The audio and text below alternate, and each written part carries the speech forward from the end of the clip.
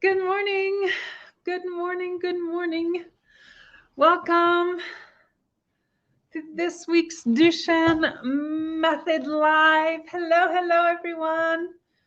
Welcome, welcome. Nice to see you here. I didn't have my little intro this morning. Let's see. Let me go to the comment section. Hi.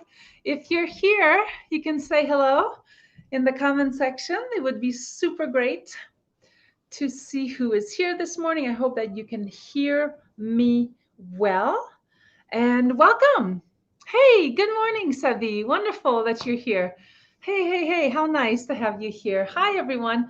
Yes, welcome. Welcome to today's Monday, May 15th. And we have a really great, I'm excited about today's session. I'm excited because we are in the month of movement at Art of Alignment Academy. And so all of May, I decided to use the theme of movement to help us better understand how our bodies move. How do our bodies move? Why it's so super important to be in movement and to do very simple things that keep us going all the time. And part of how we move is through my 3-step system: to acknowledge, to engage, and to support.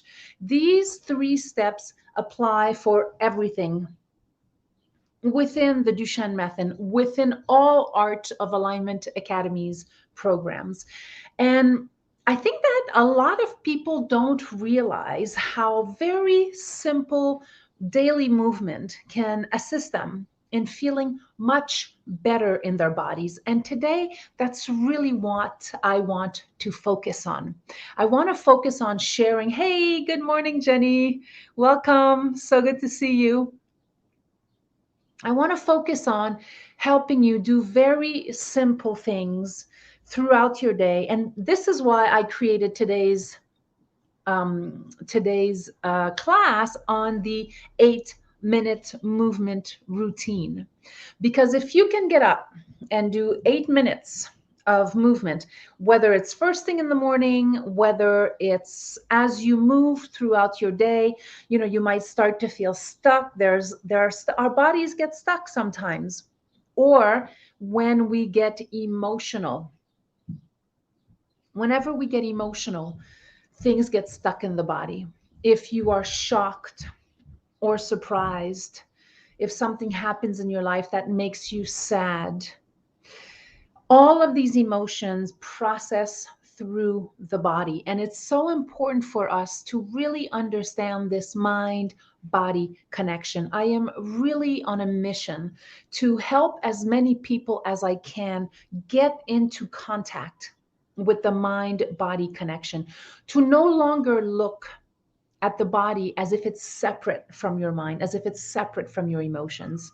After many, many years as a practitioner working with real bodies under my hands for several years, I can tell you that your emotions will get stuck in your body if they are not processed.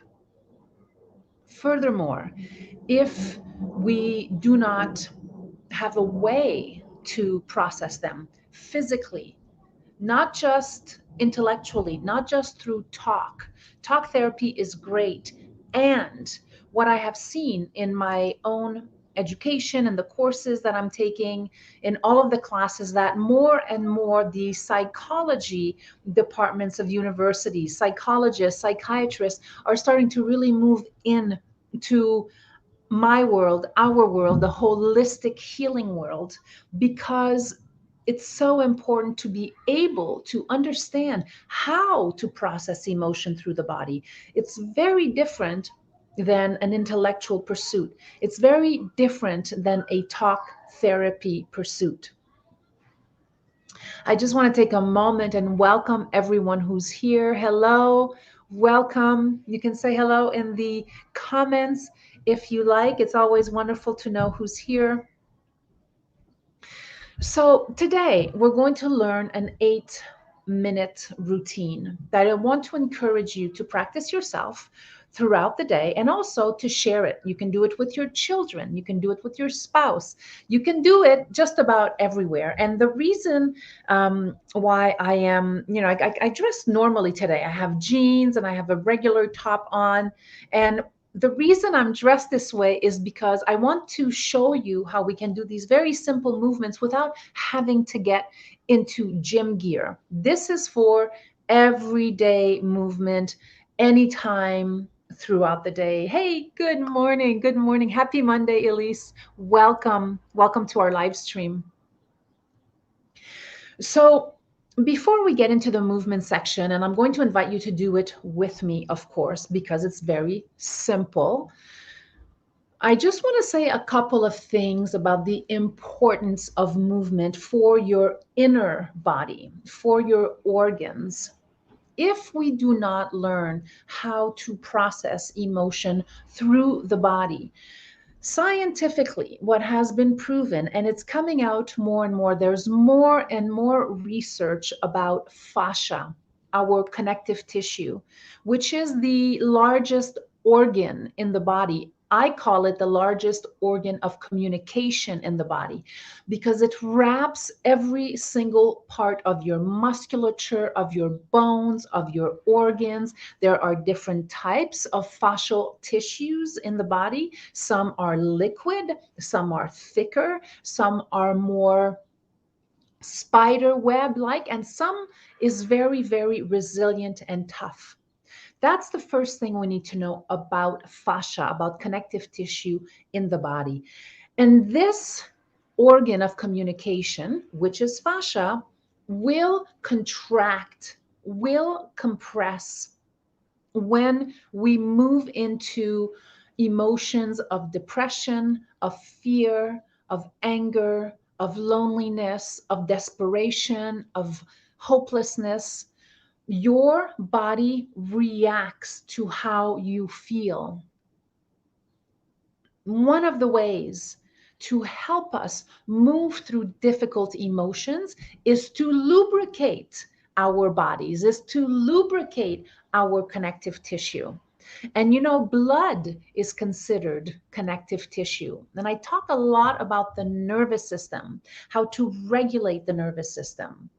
And movement is one of the easiest tools that we have to help us process emotion and also to hydrate. Now, you've all experienced this. You've all gone to the gym or gone out for a walk on any given day where you were not maybe feeling 100%. And as soon as you were out in the air, as soon as you were in the sunshine, you started to feel a little bit better. Well, yes, of course, because our bodies are in relationship to our environment. You know this to be true with your children, with your animals even. Animals can sense immediately if there is danger, if there is a threat around you. We are also animals, and sometimes we forget that. Granted, we call ourselves very smart animals, and today I want to invite you to explore the possibility of using our intelligence, using our common sense to use simple tools to hydrate our bodies, to flush out negative emotion, to flush out any type of toxicity that is held within your body, whether it's from impure foods that you might have eaten, that is more recent, but also with toxic emotion that might have been a part of your ancestry. This is how far this goes. We're not just the sons and daughters of our parents. We have an ancestral line behind us. And a lot of us carry this stress, this weight, this heaviness sometimes of our ancestors. This has a lot to do with our culture, where we come from. This is a little piece where I like to integrate a little bit of medical anthropology perspective. Depending where you're from, if you have family that were Holocaust survivors, if you have Irish blood, There's a very long line of strong ancestral culture through Irish blood.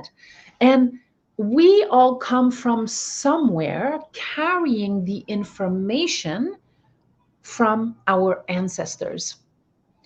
And so, if that's true, and there's a continuum from whence we came and then where we're going, which might make sense considering that we live in this huge universal energetic sphere.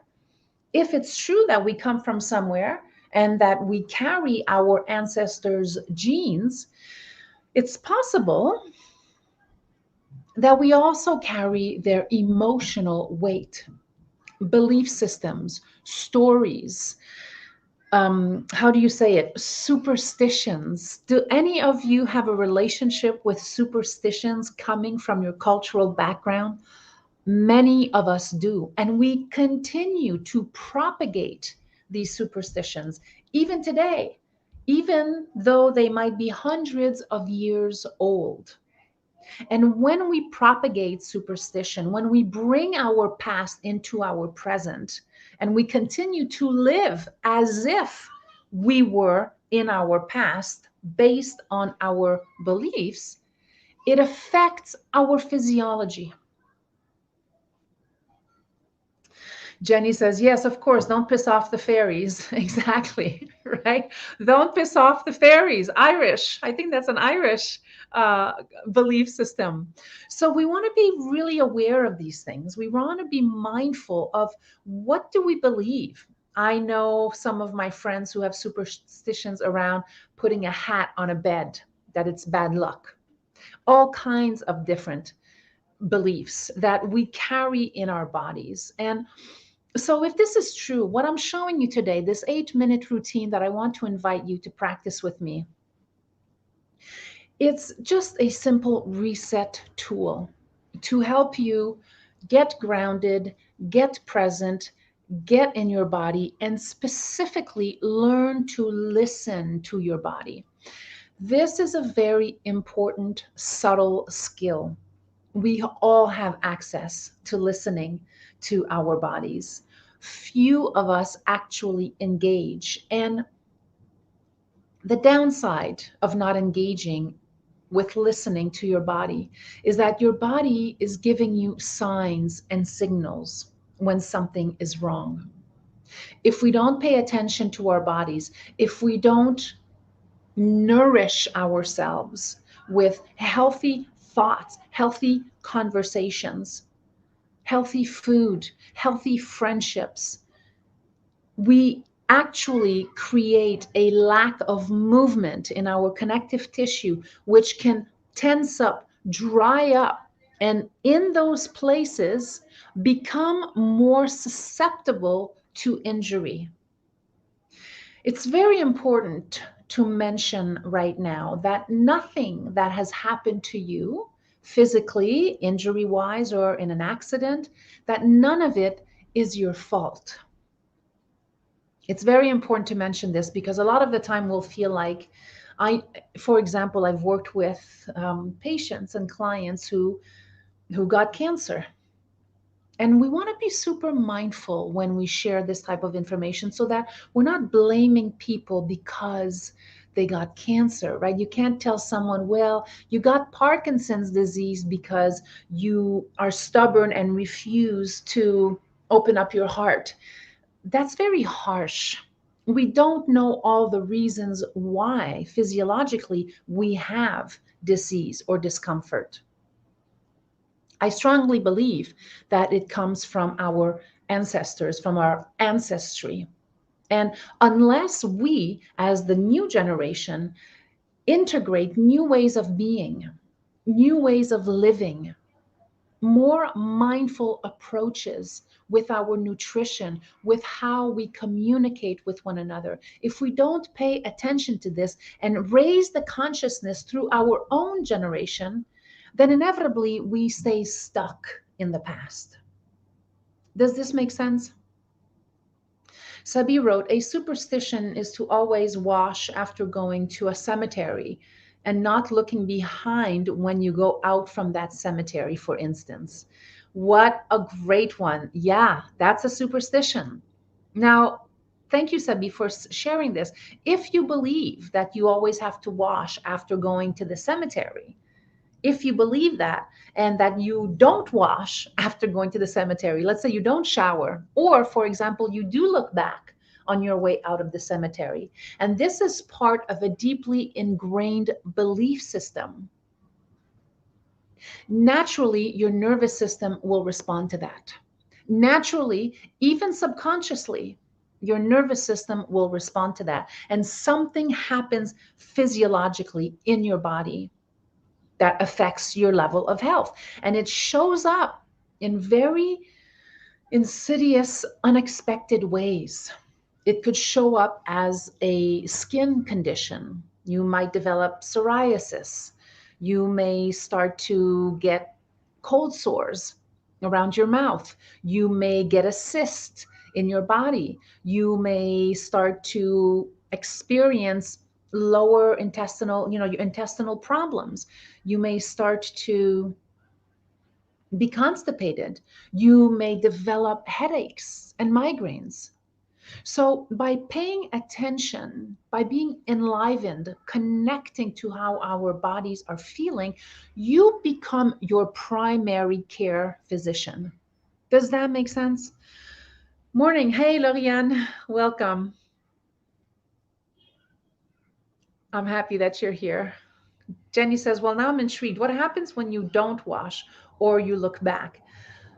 So exactly what I was saying, Jenny, right? So potentially, if you believe in the superstition that you should wash your body after going to the cemetery and you don't, and you still have a little bit of a belief there, subconsciously, what happens is that that belief gets stuck in your body. You're not free of the belief. Your body is a highly it's a highly electrified system. It's like an urchin. You know, an urchin is a little sea animal with little antennas, and we pick up everything in our environment. This is why the study around empaths became so important in the past years. Empaths had no idea why they were either constantly sick. For example, empaths can tend to catch colds much more easily than someone else. They have a different level of sensitivity, sensibility. That might be even true for maybe your daughter, Jenny, might have that she's super sensitive, she's super aware of everything. And so when we are empaths and we don't know how to create a healthy energetic shield around us, a lot of the time what happens is that the information goes right into our system. Energy is a real thing. You know, because you've been around people who have had bad energy, that have not been, you feel it right away when you're around people who don't have good energy. It affects you right away. That is correct. It affects your nervous system. It affects your organs. You'll feel it in your belly a lot of the time. You'll feel it in your chest a lot of the time. So as we move into today's routine, I want to invite you to really take your time and do this with me. It's only 8 minutes. We'll do it a couple of times in a row and really come to a place of settling in. Learn to develop your superpower as a human becoming. We all have it. All we need to do is to tune into it.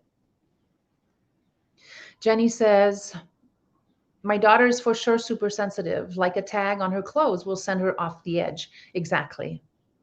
Sabi says it's based on the belief that entities can remain stuck on you, for instance. Yes. So entities meaning spirit forms. And I'm not going to get into that today, but perhaps another day.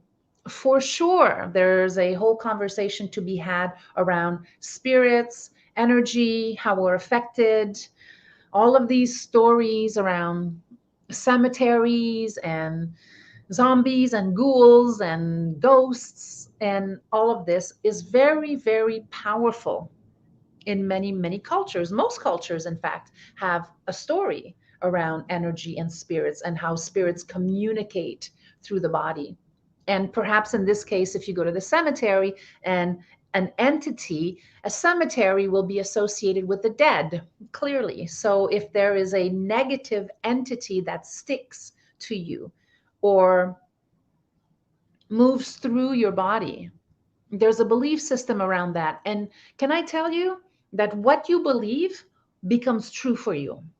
You've heard this. What you believe becomes true for you. So if you believe that you are never going to be loved, if you believe that you will never be proficient, if you believe that you're not good enough, if you believe that you were born in the wrong family, if you believe that you will never be able to reach your goals in this lifetime, if you believe any of this, they will become predictions for you. They will become your future. It matters what we think. And movement, getting in touch with our bodies and listening deeply to our bodies is one way to get to know ourselves better. And when we know ourselves better, we can make better choices. That's the bottom line. Does that make sense? Give me a thumbs up or a yes or right on. Let me know if you're tracking with me. Okay, we're going to go into our short 8-minute routine. And I'm going to stand up and I'm wearing my jeans and a very normal top. And the reason I'm doing this is because I want you to know you don't have to get into gym gear to do this. This is much more about a centering, connecting, releasing tension from the usual suspects in the body. Jenny says, please get into spirits one day. When Maeve was little and we moved into our house, she would tell us that a little girl named Emily had lived in her bedroom, was her friend. She would make us set plates of food next to hers. She would tell us things Emily told her. She drew pictures of her. It was crazy. Yes, that's what happens with children, right? They feel everything. And so maybe there was an Emily in the room. What starts to happen as we get older is that conditioning from our environment limits us from expanding the possibility of being in communication with spirit form. That is seen as crazy in our culture. Okay, I'm here to tell you that I don't think it's crazy and that we have all had different types of relationships with either spirits or energies, or when you have a deja vu, you feel like, wait a minute, I've been here before. I've experienced there before. And sometimes it's so uncanny that it really affects you. So thank you for sharing that. I appreciate it. Okay, so we're going to go into our simple movement. I'm going to stand and I invite you to do the same if you want to. Let me adjust my camera here. Okay, my friends, I'm going to move back just a little bit. Okay, so you see I'm in regular top, I'm in my jeans. This is very very easy and very non-demanding. However, it will release a ton of tension from your body. So here we go. The first thing we're going to do is we're standing. If you're sitting, that's also fine. You don't have to do this standing, although I will demonstrate it standing to start. So the first thing we want to do is just get a little bend in the knees, relax the knees. Make sure that when you're standing, you're not locking your knees out. So knees are soft. We're going to start by bringing our hands to our heart. If you want, you can close your eyes. You don't have to. I'm going to close my eyes because when we close our eyes, it helps us to go inwards. Very gently, I'm going to connect to my heart with my hands. There's a lot of energy in our hands. You can rub your hands a few times if you like, generate some heat in your hands, and just very gently bring your hands to your heart. Let your shoulders drop. So imagine that your elbows are gently pulling you slightly downwards. Relax the shoulders, knees are soft. Let your belly relax. Do not hold your belly in. And here we're going to take 3 inhales, exhale through the nose. So here we go.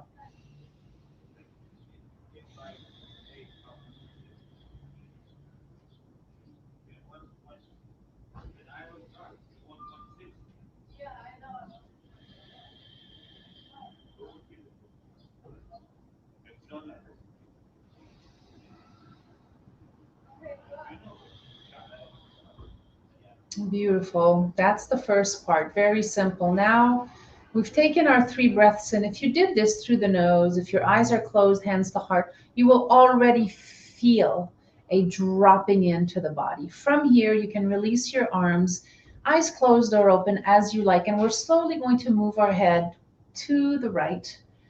And I want you to go as slowly as you can. And we're going to slowly go and move the head to the left. Try not to go beyond what's comfortable. We're not pushing, we are hydrating. It's very different than pushing. So head to the right, and then you gently turn head to the left. We're going to do it one more time. Head to the right, very slowly. Knees are soft, belly is relaxing. We're not pushing, we're hydrating, right? So imagine this as a pump. We're pumping energy into our body, very gently bringing the head back to center. Let your head fall to the right. And now you're going to let your arm loosen up, and you're going to let the body, the arm, pull you down, pull you down. Head goes to the right. Very slowly, you bring your head back to center, and then do the opposite. Left, let your left arm pull you down. I'm going to lower my camera just a little bit so you can see me a little bit more. Perfect. So the left ear goes down. We're going to do that a couple more times, very slowly. Try not to go beyond 75%, right? Leave a little bit of space so that you're not pushing, but rather you're melting, you're relaxing into the exercise. And we're going to do it one more time to the left. Very simple. Let the arm, as if you had honey dripping from your fingertips. Let your ear go to the left shoulder. Beautiful. And then you're going to come back to center. And again, we're going to take 3 simple inhale, out, exhale through the nose. Knees are soft.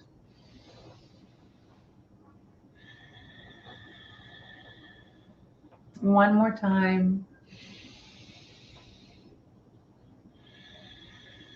Beautiful. Okay, the next thing we're going to do very simply, we're going to bring our arms overhead in prayer. All you do is bring your hands down to center of body in prayer and bend the knees. Again, knees bent, you're going to reach up overhead. You can look up if you like, hands in prayer. Bring your arms to center and bend the knees. We're going to do it one more time. Bend and open, and bring your arms to center and bend the knees. So I'm going to do it one more time for you. So what you want to do here is just really reach gently, but don't push or pull. Try to do it as gently as possible so that you're not pulling anything in your body. This is all about hydrating your connective tissue, hydrating your system. So this is the next exercise. We're just going to go into wrapping, letting your arms hang and wrap around your body. This is especially good for your spine and your organs. We're really allowing for this movement. Oh, and you can give a few sighs. Let your head move from side to side. Don't be shy. And if you get dizzy, then don't move the head from side to side, because that can also happen. So we would do this about 5, 6, 7 times, right? Breathing in and out through nose as much as possible. Okay, coming back to center now, I want you to just shake out your legs. Shake out your arms. Just a little bit of shaking. Shake out the legs, shake out the arms. Okay, we're doing great with time. Here we go. We're going to just do a little bit of tapping to innervate your body, right? You do one arm, and then you do the other arm, tapping up and down, tapping up and tapping down. One more time. Good. Then do a little bit on your chest. Innervate, hydrate, excite your upper chest, and then do a little bit on your rib cage, and then on your belly, very gently. Innervate, hydrate, go as low as you can on the belly, and we can go all the way around the hips, on the booties, all the way down your legs, all the way up the back of your legs. Good, and come on up and end it here. Beautiful. Now you should feel a little bit of electricity moving through your body, right? Naturally, you're going to be enlivened. This is going to give you a little bit more energy flowing. You're feeling it in your tissue. You are hydrating. Okay, last thing. If you can, we're going to roll down, roll up. If you cannot do this, and if you need to be seated, you can do it halfway. I'm gonna show you the full way. I'm gonna go sideways. I'm starting here, and you saw that with me a few weeks ago if you were watching when we were in the studio. Very simply, take a deep inhalation through nose. Knees are soft. The feet are hips width apart, right? So I'm not out here. I'm just hips width apart. From here, inhale through nose, chin to chest, and you're going to let your body roll all the way down. And if you can't go all the way down, you just go as far as you can. So this is perfect right here. You can just hang here for a moment. Knees are soft. Slowly roll up. Once you get up there, you rotate the shoulders back. I'm going to do it facing you. From here, take a deep breath in. Exhale through nose, chin to chest. You roll your body forward. Halfway down is fine. If you want to go all the way down, you can. And then you slowly roll up. And you rotate your shoulders back. I'm going to do it one more time. This position. Deep breath in through nose. Exhale through nose. Knees are soft, chin to chest. You're going to roll your body halfway down, all the way down if you want to. You might lose me in the camera there for a moment, and then you roll up super slowly, sending synovial fluid up and down your spine. And then rotate your shoulders back. And then come on back to center with me. And let's end it with a little bit of a twist of the spine. This is one of the best things that you can do for your organs and spine in the morning. You can do this seated. You can do it standing up. Just know that you never want to push. You want to hydrate. It's very different. And back to center. And shake it all out. And a little bow. Thank you. Thank you if you've done it with me. And if you have done it, give me a little bit of feedback in the comments. Let me know, how was that for you? How was that for you? Do you feel a little bit more enlivened? Goodness knows I do. I'm even rosier in my face. I'm even rosier in my face just by doing a little bit of movement, getting myself energized and innervated. Can you see that you can do this anytime throughout the day? You can do half of it. You just really want to start by connecting and creating a sense of presence in your body. I love swinging my arms. Great. Definitely feel electricity. Thank you, Jenny. Thank you, Elise. I appreciate your comments. Now, this is not rocket science, is it? You've seen this done probably a million times before. Do you do it though? This is the key. We have to get into this type of easy movement. So for example, when I'm sitting at my desk and I'm writing, and I'll be writing for hours on end, sometimes I'll forget to get up, but my body always tells me something happens where I need to get up or I need to go use the bathroom, it's always my cue because I'm drinking water. That's the other piece. Please be sure to hydrate accordingly, especially as women, especially as we get older. I don't know if you can hydrate too much. Hydrate, get your electrolytes in. The electrolytes that I like to use are called LMNT, the letters LMNT, element. I love element. I use it every day. These are amazing electrolytes with a ton of science behind them that really help to rejuvenate your fascial system and also hydrates clearly from the inside. You want to hydrate, you want to move, especially if you're having a hard day. Please do not avoid doing this when you're feeling a little bit blue on any given day. This is the remedy for you to feel better. Jenny says, it's interesting thinking of this with my kid who is considered a sensory seeker. Oh, interesting. Uh-huh. A sensory seeker. I like that. Thanks, Jenny, for sharing that. That's super interesting. So, yeah, maybe that we're all sensory seekers and that it feels good, especially when you're feeling yourself. Like it's okay to touch our bodies. So, very simply, in a nutshell, your emotions will have an effect on how you feel in your body. Your beliefs will manifest in your body. Superstitions will manifest in how you move through your life.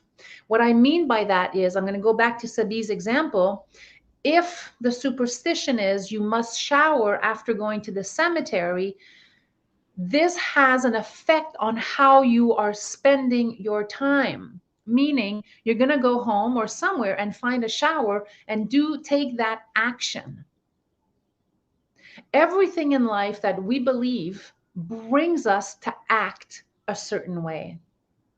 When you do this simple 8-minute routine to bring yourself to reset your nervous system, it helps with releasing energy, with releasing emotion, with releasing belief systems that may or may not be helpful to us.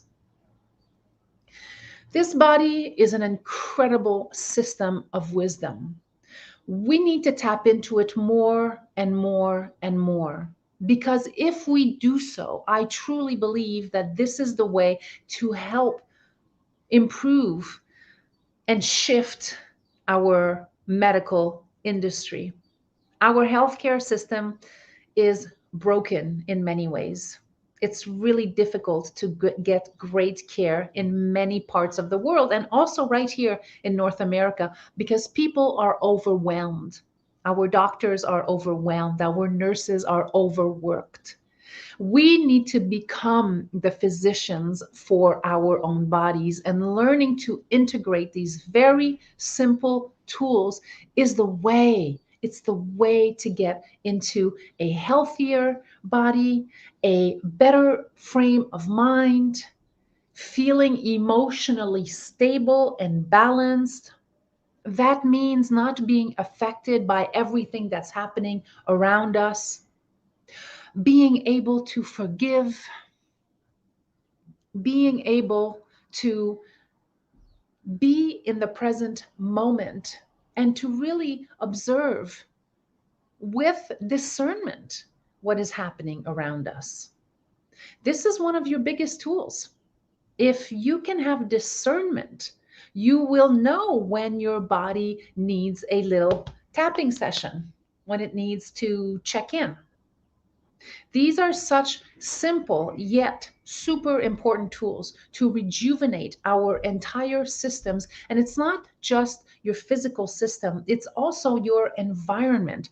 The more of us do this, the happier people will tend to be because they're not holding on grudges, anger, fear, strong opinions, hatred, because we don't believe the same things. All of these conditions affect our physiology, our bodies deeply. So I invite you to practice this. You have the recording, you can return to it all the time. Just do this very simple 8-minute routine and see how it makes you feel. Do it at least once a day to start. Get into a different habit in your life so that you can tap in to your energy source, that you become in control of your body, of your health, of your thoughts, of your emotions.